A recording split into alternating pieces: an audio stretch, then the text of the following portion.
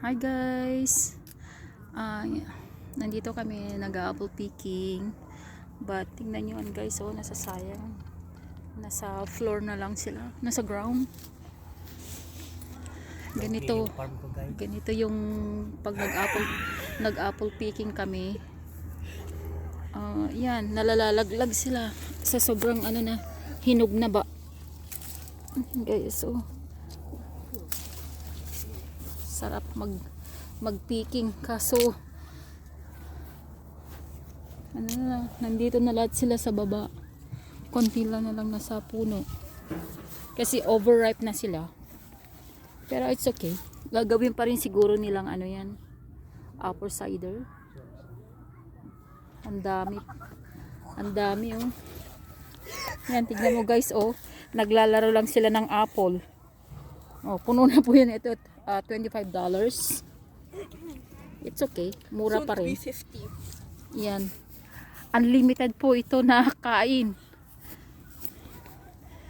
Unlimited. Ito naman po yung, yan po yung gala. Ito po yung green apple. Ang dami na sa pa. Marami pa rin sa ground. Pero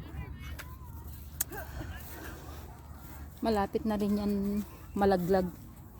Kasi malapit ng taglamig. Oh, may isang puno dito na namatay.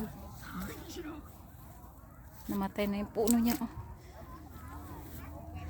Kaya napakalawak na apple farm.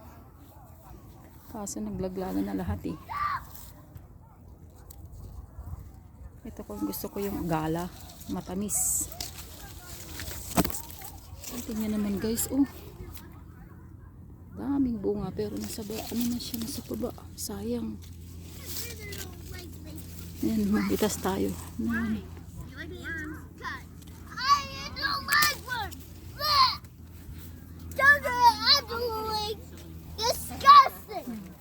Dami ng mga bata.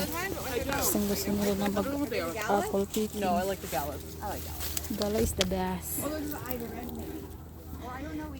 Yeah. Mga pati yan, nadapa na siya. Sarap. Manitas. Ang limited ang kain. Yan, napakalawak po guys.